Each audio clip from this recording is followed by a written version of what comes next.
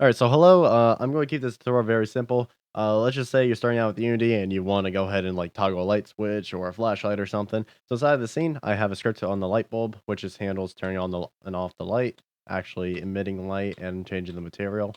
It works. All right. Now, if I go look inside of the script, I have 4 lines of code to just toggle the bool. And if you're first starting out, this is probably something similar to what you would do. You would check to see if the bool is true, and if so, you would make it false.